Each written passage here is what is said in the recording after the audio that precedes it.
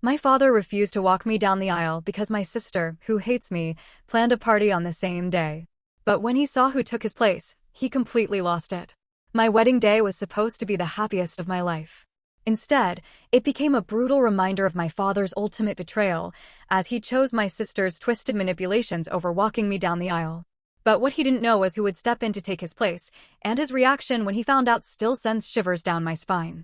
Growing up in Allentown, Pennsylvania, our family looked like a postcard. A modest house, a white picket fence, a garden blooming with my mom's tulips every spring. My dad, Richard, was my absolute hero. He'd sit with me at breakfast, his salt and pepper hair, his kind smile. "Adrian," he'd say, "you have the brightest mind I've ever seen. You're going to change the world." Those words? They were my fuel.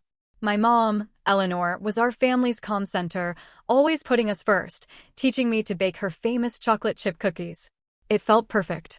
Then, when I was 12, everything shattered. Mom started getting tired, and within 3 months, the diagnosis hit us like a tidal wave: stage 4 pancreatic cancer. The next 6 months were a blur of hospitals, hushed adult conversations, and watching my vibrant mother fade away. Her passing left a gaping hole in our family, a wound we never really faced. My sister, Vanessa, was 3 years older, and our relationship was always complicated. Even before Mom died, Vanessa seemed to resent the close bond one had with Dad. She was tall and athletic. I was petite and loved books. Mom tried to celebrate our different strengths, but Vanessa saw every compliment I received as a personal attack. After Mom was gone, the tension exploded. Dad buried himself in work, often staying until 9 or 10 at night, probably to escape the emptiness of our home. His absence created a vacuum, and Vanessa, at just 15, swiftly stepped into it, declaring herself the new lady of the house. "Dad's dealing with enough without your constant neediness," she'd snap when I just wanted to know when he'd be home for dinner. "He has important clients. We need to be strong for him." I watched her transform into someone I barely recognized. She started cooking, though it was never like Mom's, and she took control of everything. Dad seemed grateful, and their relationship grew stronger, while mine with him withered. Then came Dad's business success, and it only made things worse. He became a senior partner, more money, even less time. Vanessa mastered this new dynamic. She'd weaponize guilt trips, whispering things like, "Adrian just spent $60 on art supplies," conveniently forgetting it was for a school project he'd forgotten. Or, "Adrian said she doesn't need you at her band concert. She knows how busy you are," when I had been counting down the days, praying he'd show up. By high school, Vanessa had spun a completely false narrative about me to Dad. According to her, I was rebellious, ungrateful, only cared about my friends. The truth? I had retreated into my studies in art, trying to survive the double loss of my mother and, increasingly, my father. The ultimate betrayal hit during my junior year. I was nominated for a prestigious art scholarship. I reminded Dad for weeks about the ceremony. The night before, I overheard Vanessa on the phone with him, her voice sickeningly sweet. "Adrian told me she doesn't want to make a big deal about tomorrow. She said having you there might make her nervous. Maybe just send a card." The next day, I sat there alone, watching other kids with their proud parents as I accepted my award. Dad sent a text, "Congrats." Later, his assistant told me Vanessa had called his office, claiming I had asked to reschedule the ceremony, making him book another commitment. When I confronted Vanessa, she just shrugged, cold as ice. "You always want all the attention. It's pathetic." At 18, I couldn't wait to escape. I applied to colleges clear across the state, desperate for distance from that toxic house. The University of Pittsburgh offered a partial scholarship, and I threw myself into campus life, limiting visits home to major holidays where I'd just endure Vanessa's subtle jabs and Dad's polite, distant nods. It was during my sophomore year that I met Benjamin. We were in an English literature class, and he asked to borrow my notes after missing a lecture. He was tall, with kind eyes and a quick smile, an engineering major whose logical mind perfectly balanced my creative chaos. Our coffee meetup turned into a 3-hour conversation, and within a month, we were inseparable. Benjamin came from this incredible, warm, boisterous family. His mom, Laura, a kindergarten teacher with a gift for making everyone feel special. His dad, Henry, a civil engineer with a dry wit. His younger brother, Noah. They welcomed me into their home like I'd always belonged. They chose me. Through 4 years of college and into our careers, Benjamin was my rock. He understood my family mess without judgment, holding me when holidays with them left me in tears, celebrating my achievements when my own father couldn't even bother to acknowledge them. After graduation, I landed a marketing job in Philadelphia. Benjamin joined an engineering firm in the same city. We rented a small apartment, building our careers and our life, finally out from under the shadow of my family drama. I kept up obligatory monthly calls with Dad, brief, superficial. Vanessa, still in our hometown working in real estate, continued to paint herself as the perfect daughter, always reminding me she was the one taking care of Dad. By 27, I was a marketing executive, leading campaigns, finally getting recognition. Benjamin was doing equally well. Our life was more fulfilling than I'd ever imagined. The old wounds from my family were still there, but I had built a new life where I felt valued, truly loved. Benjamin proposed on our 5th anniversary. He'd planned an entire day, recreating our first dates, from breakfast at our old cafe to the art museum I adored, ending at the Italian restaurant where we celebrated my college graduation. When dessert arrived, there it was, a small velvet box beside my tiramisu. "Adrian," he said, taking my hands across the table, his eyes shining, "you've made these past 5 years the best of my life. Your creativity, your kindness, your strength amaze me every day. I want to spend the rest of my life with you. Will you marry me?" The ring was perfect, a vintage-style sapphire surrounded by tiny diamonds. He later told me he chose it because it reminded him of my artistic spirit, unique, not conventional. In that moment of pure joy, I pushed away the creeping anxiety about telling my family. For one perfect evening, I just wanted to be happy. The next morning, I called my father. After our usual pleasantries, I took a deep breath. "Dad, Benjamin proposed last night, and I said yes." The pause stretched on, an eternity. "Well, congratulations," he finally said, his tone utterly flat, like I'd just announced a minor work achievement. "He seems like a good guy. Have you set a date?" No excitement, no questions about the proposal, no offer to celebrate. Just practical, businesslike inquiries. "Not yet," I managed, trying to hide my disappointment. "Maybe next summer. Let me know when you decide." "I'll check my calendar." After hanging up, I crumpled onto the couch, fighting tears. Benjamin found me there and immediately understood. "He'll come around," he said, though his own eyes held little conviction. Vanessa's reaction was even more telling. I texted her the news with a photo of the ring. Her reply was sickly sweet, dripping with fake enthusiasm. "OMG, congrats, little sis. So happy for you. That ring is so pretty."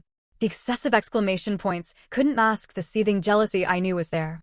Vanessa, at 32, had been through a string of short-lived relationships, never finding anyone willing to commit long-term. Despite the lukewarm response, we plunged into planning. We picked June 15th, 9 months away. Benjamin's family was free, my friends were free, and most importantly, my father confirmed his availability. We sent out save-the-date cards 8 months in advance. On our next call, Dad actually sounded enthusiastic. "I've put it in my calendar," he said. Vanessa mentioned it too. "Actually, Dad," I ventured, my voice careful, "I was hoping you would walk me down the aisle." Another pause, but this time, when he spoke, I heard genuine emotion. "I would be honored, Adrian." That single moment of connection, that sliver of hope, made me believe that maybe, just maybe, my wedding could heal some of the distance between us. The months flew by, venue tours, catering tastings, dress fittings. Benjamin's mom, Laura, joined me for so many appointments, offering suggestions, sharing my excitement. "You are going to be the most beautiful bride," she told me, tears in her eyes, as I emerged from the dressing room in a fitted lace gown. In that moment, I felt the absence of my own mother so acutely. Laura seemed to sense it, gently squeezing my hand. "Your mom would be so proud of the woman you have become." I also grew closer to Benjamin's uncle Jack, his mother's brother-in-law. Jack was in his early 60s, a retired English professor, silver-haired, with kind eyes behind wire-rimmed glasses. He'd never married or had children, but he doted on Benjamin and Noah. At family gatherings, he'd seek me out, engaging me in conversations about books, art, my marketing work. Unlike other relatives who asked polite, disinterested questions, Jack listened, truly listened. "You have a remarkable eye for what moves people," he'd say. "That's a rare gift." During one Sunday dinner at Benjamin's parents' home, Jack casually mentioned he'd booked his hotel room for our wedding weekend. "I wouldn't miss it for the world," he said, with that warm smile. I've already bought a new suit. His genuine enthusiasm was a stark contrast to my own family's responses. Dad confirmed his attendance, but never asked a single question about the plans. Vanessa had declined to be a bridesmaid, citing work commitments, though she promised to attend. 5 months before the wedding, the troubling signs began. Vanessa started making vague comments on social media about a big event she was planning. When I called her, she was evasive.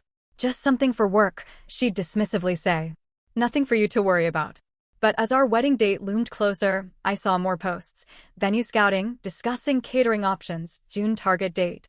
A knot of anxiety began to form in my stomach, but I tried to push it down, focusing on our own final plans.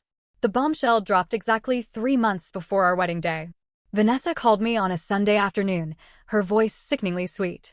Adrian, I wanted to let you know personally before you see it on social media. I'm hosting a career achievement party on June 15th. I've finally hit my sales target to become a broker, and the firm is throwing me a huge celebration. My blood ran cold. Vanessa, I said, my voice barely a whisper, that's my wedding day. You received the save the date 8 months ago. Did I? She feigned surprise. It must have slipped my mind when I was planning with the firm. Anyway, it's just a coincidence that the dates overlap. My event is earlier in the day, starting at 11 a.m. at the country club. It should be winding down around the time your ceremony starts at 4, so it works out perfectly. Perfectly. I repeated, my voice rising. You're scheduling a party on my wedding day, knowing Dad will have to choose. Dad can attend both events, she replied smoothly. He's so proud of my achievement. But I'm sure he'll make it to your wedding too. It's not that far a drive. She knew. She knew the country club was nearly 2 hours from our venue, making it physically impossible for anyone, especially the father of the bride, to make it to our ceremony on time. I hung up and immediately called my father, desperate, hoping he'd see through her. Dad, did you know Vanessa scheduled her work party on my wedding day? Yes, she mentioned it, he replied casually. It's unfortunate timing, but these work events can be hard to reschedule. It's a big achievement for her. But Dad, how will you attend both? You're supposed to walk me down the aisle. I'll make it work, Adrian. I'll go to the first part of Vanessa's event and then drive over for your ceremony. There's no need to make this a bigger issue than it is. But as the weeks passed, I could feel him wavering. He'd mention the traffic, ask if we could push the ceremony back an hour, even wonder if I really needed him there for the pre-wedding photos. Despite the growing tension, our plans marched forward. Final dress fittings, photographer meetings, flower confirmations. Benjamin and his family remained steadfastly supportive, though I could tell they were increasingly worried about Dad's commitment. Then, just 2 weeks before the wedding, the call came that confirmed my darkest fears. It was a Tuesday evening. I was reviewing seating charts when my phone rang. My father's number. Adrian, he began, his voice tight with discomfort. I need to talk to you about the wedding. I've been thinking about the logistics for June 15th, and I don't think I can make it to the ceremony on time. Vanessa's event is really important to her career, and as her father, I need to be there for the whole thing. The timing just doesn't work out. I gripped the phone so tightly my knuckles turned white, fighting to keep my voice steady. You're choosing not to walk me down the aisle at my wedding. It's not about choosing, he said defensively. It's about practical timing. Vanessa's event is earlier, and I can't be in 2 places at once. Maybe you could ask Benjamin's father to walk you down the aisle, or your friend's dad. I'm sure someone else can do it. Someone else, as if walking your daughter down the aisle was an interchangeable task, a chore that could be delegated to a stranger. I see, I managed, my voice barely a whisper. I'll still come to the reception, he added, as if offering a generous compromise. I should be able to make it by 7 or so, depending on traffic. After mumbling goodbye, I dropped the phone and collapsed onto the floor in tears. Benjamin found me there 20 minutes later, rushing to my side. He's not coming. I sobbed into his shoulder. He's choosing Vanessa's party over walking me down the aisle. Benjamin held me tightly, his own anger evident in his tense shoulders and clenched jaw. I'm so sorry, Adrian. He doesn't deserve you.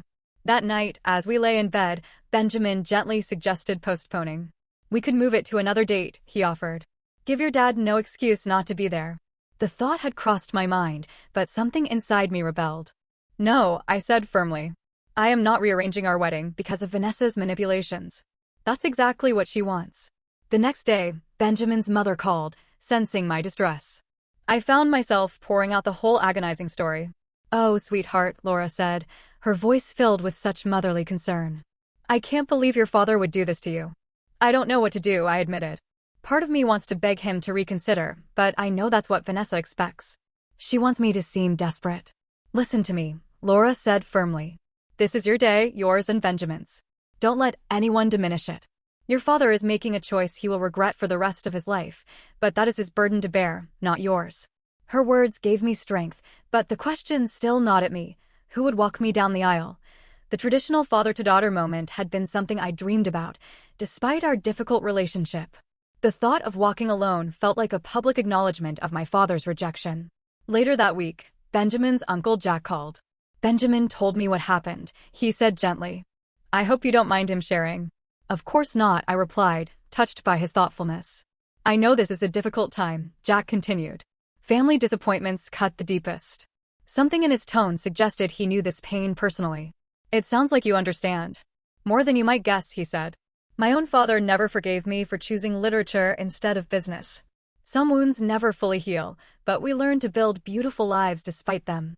His wisdom and kindness brought fresh tears to my eyes. Thank you for understanding, Jack. Anytime, dear. And remember, family is not just about blood. It's about who shows up for you when it matters. 1 week before the wedding, I hit rock bottom. Despite excited emails from friends, vendor confirmations, I found myself sitting on our bathroom floor at midnight, overwhelmed by grief. The wedding was coming together perfectly, except for the gaping hole left by my father's absence. The next morning, Benjamin suggested I meet his mother for lunch. Laura was waiting at a quiet cafe, standing to hug me tightly when I arrived. Benjamin is worried about you, she said, squeezing my hand. We all are. I'm trying to be strong, I replied, stirring my tea. I keep telling myself it doesn't matter, that I'm better off without Dad there. But then I think about walking into the ceremony alone, and I just feel abandoned. It's okay to feel that way, Adrian, Laura finished softly. What your father is doing is wrong, and you have every right to be hurt. As we picked at our salads, Laura seemed to be gathering her thoughts. There's something I think you should know, she finally said. Something about Jack that might help you understand why he called you. I looked up, curious. What about him? Jack is actually my late husband's brother, she explained. When I met Henry, Jack was already estranged from their parents. Their father was a very rigid, traditional man who never forgave Jack for choosing academia over the family construction business. I nodded, recalling Jack's comment about his father. What you might not know, Laura continued, is that I was married once before Henry. A brief, unfortunate union when I was very young. When I decided to marry Henry, my father refused to attend because he thought it was shameful for me to have a second wedding. He said it would embarrass him in front of his friends. That's terrible, I murmured. It was Jack who offered to walk me down the aisle, she said, a small smile forming. He understood what it was like to be rejected by a parent. He told me, Laura, you deserve to be given away by someone who celebrates your happiness, not someone who judges it. Her story resonated with me so deeply. I had no idea Jack had done that for her. He never had children of his own, Laura continued, but he has been the most wonderful uncle to Benjamin and Noah. He attends every school play, graduation, every important moment. She was too tactful to say it directly, but the idea began to form in my mind. Do you think, I started hesitantly, would it be inappropriate to ask Jack if he would walk me down the aisle? Laura's eyes filled with tears. Oh, sweetheart, I think it would mean the world to him. But this has to be your decision, not something you feel pressured into. I spent the next day considering the idea. Jack had always shown genuine interest, always been kind. There was something poetic about being walked down the aisle by someone who truly understood parental rejection. That evening, I called Jack and asked if we could meet for coffee. He agreed immediately. When I arrived at the bookstore cafe, he was already there, a stack of books and 2 coffees waiting. I took the liberty of ordering your usual, he said with a warm smile. Vanilla latte with an extra shot, right? The fact that he remembered such a small detail, a detail my own father wouldn't know, only confirmed what I already felt. After some small talk, I gathered my courage. Jack, there's something I wanted to ask you. He set down his coffee, giving me his full attention. Anything, Adrian. I don't know if Benjamin told you, but my father has decided not to walk me down the aisle. The words still hurt to say out loud. Jack nodded solemnly. Benjamin mentioned there was some conflict. I am truly sorry you're experiencing this. I took a deep breath. Laura told me how you walked her down the aisle at her wedding to Henry, and how meaningful that was to her. I was wondering, would you consider doing the same for me? Jack's expression shifted from surprise to profound emotion. For a moment, he seemed unable to speak, his eyes glistening. "Adrian," he finally said, his voice thick, "I cannot tell you what this means to me." "Are you certain? This should be a special moment with someone you are close to." "I am absolutely certain," I replied, feeling more confident by the second. "You have shown me more genuine interest and support in the years I have known you than my father has in a decade. I would be proud to have you walk me down the aisle." Jack reached across the table and took my hand. "Then I accept with all my heart. It would be one of the greatest honors of my life." The crushing weight I'd carried for weeks suddenly lifted. Jack was right. Family was about who showed up, not just shared DNA. The final days before the wedding were a whirlwind. But through it all, I felt a new sense of peace. I made one last attempt to reach out to my father, calling him 3 days before. "Dad, I just wanted to confirm if you're still planning to come to the reception." "Yes, I should be able to make it after Vanessa's event," he replied, sounding distracted. "Probably around 7:30 or 8. I swallowed hard.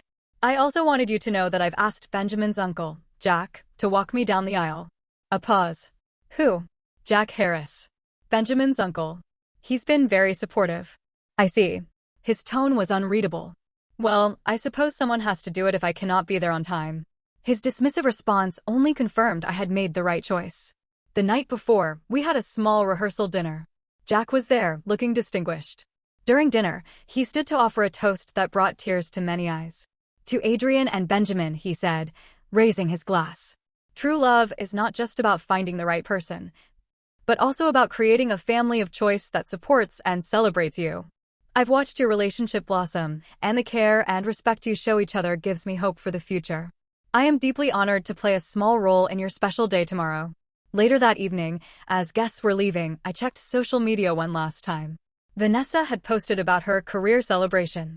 The photo showed nothing more than simple decorations in her apartment, maybe a dozen people tagged. It was clearly not the grand corporate event she'd described. Just a regular house party she'd scheduled specifically to conflict with my wedding.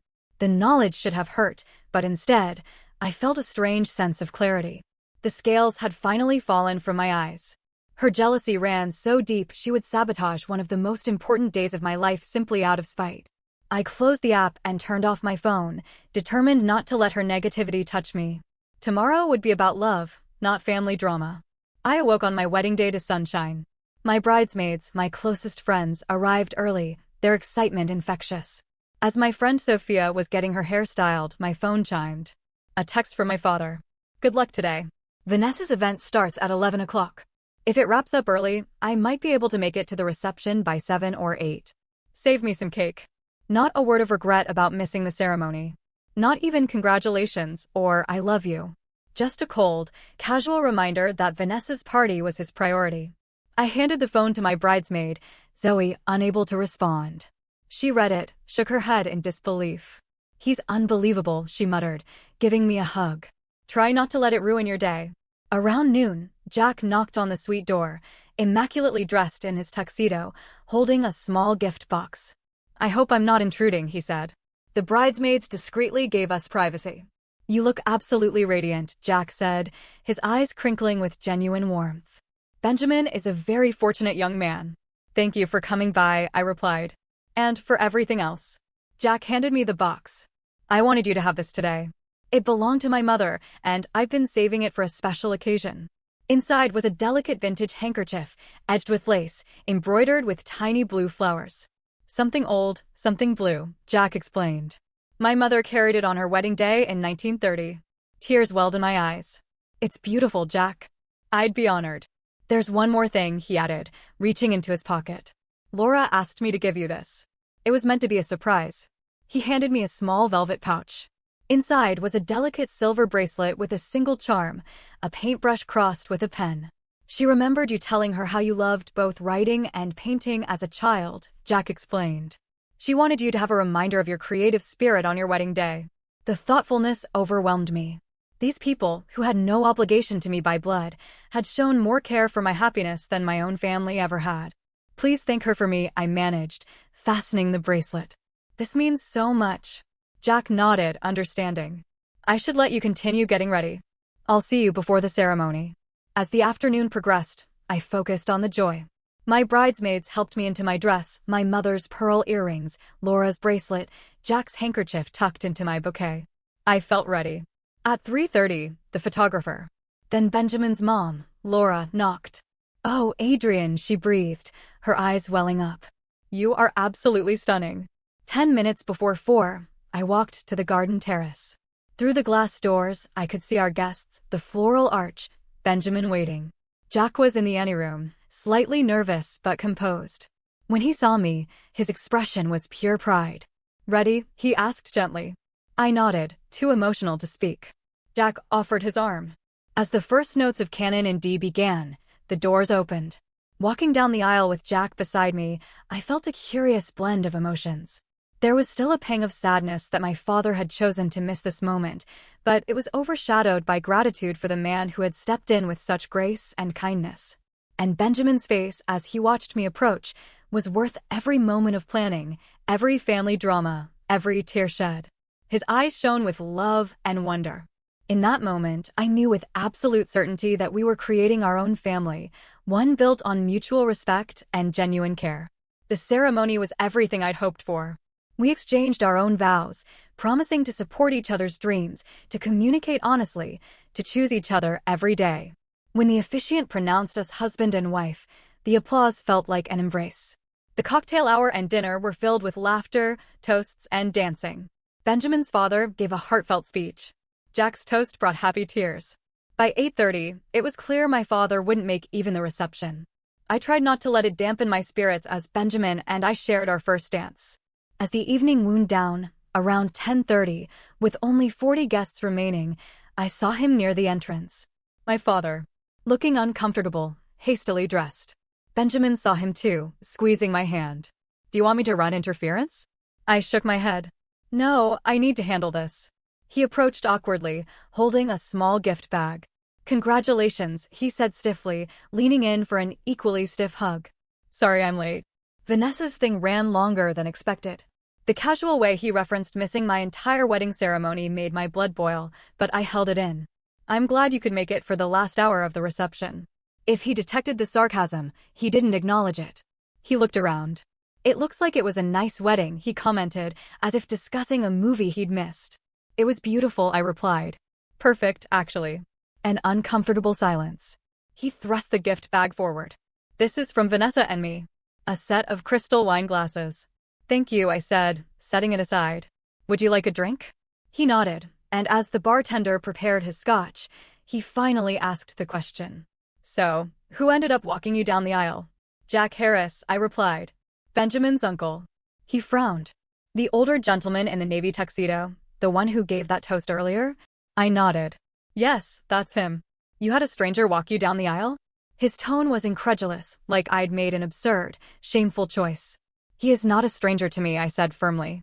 "He has been part of Benjamin's family for years, and he has shown more interest in my life and happiness than you have in a very long time." My father's face flushed with anger. "That is not fair, Adrian. I have always supported you." "Have you?" I challenged, years of buried hurt finally bubbling over. "You missed my art scholarship ceremony in high school because Vanessa told you I didn't want you there. You forgot my college graduation dinner until Benjamin's parents reminded you. And now you skipped my wedding ceremony for Vanessa's fake party." "Fake party? What are you talking about?" Just then, my cousin Thomas approached. "Uncle Richard, I'm glad you made it, even if it's just for the end of the reception." Dad nodded curtly. "Thomas, what is this Adrian is saying about Vanessa's party being fake?" Thomas looked between us, realizing he'd walked into a firestorm. "I was just telling Adrian earlier, the party today wasn't a work event. It was just a regular get-together at Vanessa's apartment." "That cannot be right," my father insisted. "Vanessa said it was for her broker promotion. The firm was sponsoring it." "I asked her colleague, Sarah, about it," Thomas replied calmly. "There was no promotion, no company event. It was just a party Vanessa planned on the same day as Adrian's wedding." My father's expression shifted from disbelief to confusion. Before he could respond, Jack approached our small group. "Adrian, Benjamin is looking for you. I believe it's almost time for the sparkler send-off." My father stared at Jack with barely concealed hostility. "You must be the uncle who walked my daughter down the aisle." Jack extended his hand politely. "Jack Harris. You must be Richard. It's good to finally meet you." My father ignored the outstretched hand. I don't understand why my daughter needed to have a stranger take my place at her wedding. Dad, stop it. I hissed, mortified by his behavior. Jack remained composed. Mr. Evans, I can understand your confusion. It was an honor to support Adrienne on her special day, especially knowing how important the ceremony was to her. Important to her? My father scoffed. If it was so important, she could have scheduled it on a day that didn't conflict with her sister's event. My wedding was scheduled 9 months ago. I interjected. Vanessa deliberately planned her party for the same day, and Thomas has proof of it. Thomas reluctantly pulled out his phone and showed my father the texts. Dad read them, his face growing increasingly pale. This cannot be right, he muttered. Vanessa would not do this. She has been doing it for years, Dad, I said, my voice breaking. She has been deliberately driving a wedge between us since Mom died. She lied to you about me not wanting you at my art ceremony, about me not caring if you came to my graduation dinner, and now about me not really wanting you to walk me down the aisle. My father looked genuinely shocked. She told me you said having me walk you down the aisle would be embarrassing because we aren't close anymore. She said you only asked out of obligation. That is absolutely not true. I insisted. I wanted you there. I have always wanted you in my life. The realization seemed to hit my father all at once, the years of manipulation suddenly clear. His expression shifted from confusion to burning anger. I need to speak with Vanessa, he said sharply, pulling out his phone. Not now. I pleaded. This is my wedding reception. But he was already dialing, stepping away from us. Jack placed a gentle hand on my shoulder. I am so sorry about this, Adrienne. Should I get Benjamin? I nodded gratefully, overwhelmed. Jack returned moments later with Benjamin. What happened? Benjamin asked, quickly putting a protective arm around me. Before I could explain, my father returned, his face flushed. Vanessa hung up on me. I'm going to her apartment right now to get the truth. Dad, please, I said. Can this wait until tomorrow? This is supposed to be a celebration. I need to know if what you are saying is true, he insisted. If Vanessa has been lying to me all these years, she has, Thomas confirmed quietly. I'm sorry, Uncle Richard, but it's true. My father looked at me, then at Jack, who stood protectively beside Benjamin and me. Something about seeing us together seemed to trigger a fresh wave of anger in him. So you replaced me with him? He demanded, gesturing toward Jack. Some random old man you barely know? Jack stepped forward, his voice calm but firm. Mr. Evans, I understand you are upset, but this is neither the time nor place for this conversation. Today is about Adrienne and Benjamin's marriage, not about past grievances. Don't tell me what this day is about, my father snapped. She is my daughter. Then perhaps you should have acted like her father, Jack replied evenly, his words hitting like a physical blow. Being a father means showing up not just when it's convenient, but when it matters most. The simple truth of Jack's words seemed to deflate my father's anger, replacing it with something that looked almost like shame. I need to go, he said abruptly. I need to talk to Vanessa. Without another word, he turned and strode out of the ballroom, leaving an uncomfortable silence. Benjamin pulled me close. Are you okay? I nodded, tears threatening. I just wish he could have seen the truth sooner. Jack's steady presence beside us was comforting. Family revelations are never easy, Adrienne, but sometimes they are necessary for healing to begin. Laura and Henry joined us, Laura hugging me tightly. Don't let this overshadow your beautiful day. You and Benjamin deserve all the happiness in the world. We rejoined the remaining guests for the sparkler send-off, creating a magical tunnel of light. As Benjamin and I ran through to our waiting car, despite the confrontation, I felt a curious sense of peace. The truth was finally out. And whatever happened next, I had a new family who truly valued me. Benjamin and I spent 2 blissful weeks honeymooning in Greece. The distance allowed me to process everything. I turned off notifications from Dad and Vanessa, determined to just be with my new husband. But when we returned to Philadelphia, reality was waiting in my voicemail and email inbox. There were 5 messages from my father, each more apologetic than the last. The final one, left 3 days before our return, was raw. Adrienne, he began, his voice broken, I don't know if you're listening, but you were right about Vanessa. After the wedding, I went to her apartment and confronted her with those texts Thomas showed me. At first, she denied everything, but when I pressed her, she finally admitted the truth. She's been manipulating both of us for years, telling me you didn't want me in your life, while telling you I was too busy for you. I can't believe I was so blind. I understand if you never want to speak to me again, but I hope someday you'll give me a chance to make this right. I am so sorry I missed your wedding. It was unforgivable. There were no messages from Vanessa, just a cold email stating she was taking some time away from family drama and would be traveling for work indefinitely. I sat on our couch, staring at my phone long after the messages ended. Benjamin sat beside me, holding my hand in silence. "What are you thinking?" he finally asked. "I don't know," I admitted. Part of me feels vindicated that Dad finally sees the truth, but another part is just sad for all the years we lost. "Do you want to call him back?" I considered it. "Not yet. I need some time to figure out what I want this relationship to look like going forward, if I even want one at all." The next few weeks were a blur of thank you notes, returning to work, settling into married life. I stayed close with Benjamin's family, especially Jack, who called every Sunday evening. "How are you doing, Adrian?" he'd ask, his voice genuinely warm. Our conversations ranged from books to work to deeper discussions about family and forgiveness. Jack never pressured me about my father, but his own experiences offered invaluable perspective. "Forgiveness isn't about excusing the behavior," he told me once. "It's about freeing yourself from the burden of resentment. Whatever you decide about your relationship with your father, make sure it brings you peace." A month after our return, I finally called my father. We met at a neutral cafe. He looked older, more tired. "Adrian, thank you for coming," he said, his voice thick with emotion. "I failed you so completely," he began after our coffees arrived. "Yes, you did," I agreed, unwilling to sugarcoat it. "But I want to understand how it happened. How did you not see what Vanessa was doing all these years?" He sighed heavily. "After your mother died, I was lost. Vanessa stepped up, and I was grateful. It was easier to believe her version of events than to face my own grief and inadequacy as a single parent. She became my connection to you, filtering everything. By the time you left for college, I believed her narrative that you were pulling away." "I never wanted to pull away from you," I said. "I just couldn't handle Vanessa's constant manipulation." "I understand that now," he replied.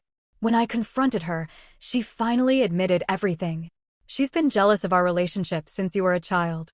She felt I always favored you, and after your mother died, she saw an opportunity to have me all to herself."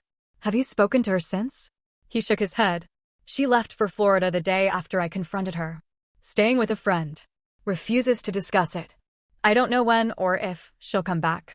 We talked for nearly 3 hours, unearthing painful memories, clarifying misunderstandings. There were tears, recriminations, and finally, the beginning of understanding. "I want to try to rebuild our relationship," he said as we prepared to leave. "I know I don't deserve another chance, but if you're willing, I'd like to get to know the amazing woman you've become." "I need to think about it," I replied honestly. "This isn't something we can fix in one conversation." He nodded, accepting my boundary. "Take all the time you need. I'll be here when you're ready." Over the following months, we began a careful reconciliation. Weekly phone calls became regular visits. I properly introduced him to Benjamin's family, including Jack, who displayed remarkable grace. 3 months after our first reunion, my father suggested a family dinner at his home, including Benjamin's parents and Jack. It was a tentative step toward blending our families, and while there were awkward moments, there was also genuine effort. After dinner, I found my father and Jack deep in conversation. "I want to thank you for being there for Adrian when I wasn't," my father was saying.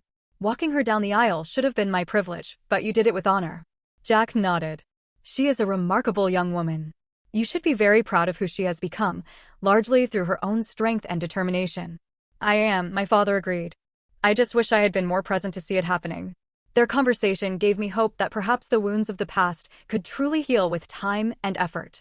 Vanessa remained distant, occasionally sending impersonal texts or holiday cards, but avoiding any real conversation. I came to accept that some relationships might never be repaired, and that was okay. 6 months after the wedding, we hosted our first Thanksgiving. Our dining table was filled with Benjamin's family, my father, cousin Thomas, and a few close friends. Vanessa was invited but declined. As we went around the table sharing what we were thankful for, my father's voice broke with emotion. "I am thankful for second chances," he said simply. "And for a daughter whose capacity for forgiveness humbles me every day." When it was Jack's turn, he smiled warmly around the table. "I am thankful for the reminder that family is created through love and choice, not just biology. And I am especially thankful to have gained another niece in Adrian, whose courage and grace inspire me." On our 1-year anniversary, Benjamin and I held a small dinner party. Jack surprised us with a toast that brought tears to my eyes. 1 year ago, I had the privilege of walking this beautiful young woman down the aisle to marry the man she loves. What began as an honor became one of the greatest gifts of my life, the opportunity to be part of Adrian and Benjamin's journey. May your marriage continue to grow in strength and joy. And may you always remember that true family consists of those who choose to love you, even when it is difficult. As I reflect on the journey that brought us here, I realize that sometimes life's greatest wounds can lead to unexpected healing. My father's absence on my wedding day led to Jack's presence, which in turn created a bridge for my father's eventual return to my life. The family I have now includes both those I was born to and those I have chosen.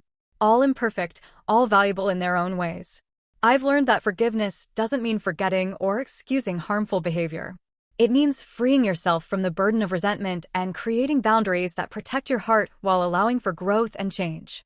The father who walks you down the aisle should indeed be someone who has walked beside you through life's challenges, supporting and loving you unconditionally. Sometimes that person shares your DNA, and sometimes they come into your life through other paths. What matters most is not who stands beside you on one important day, but who shows up for all the ordinary days that follow. I am fortunate to have found my tribe, the people who choose me every day, just as I choose them. Have you ever had someone unexpected step up for you when family let you down? Or have you been the person who stepped in when needed? Share your stories in the comments below.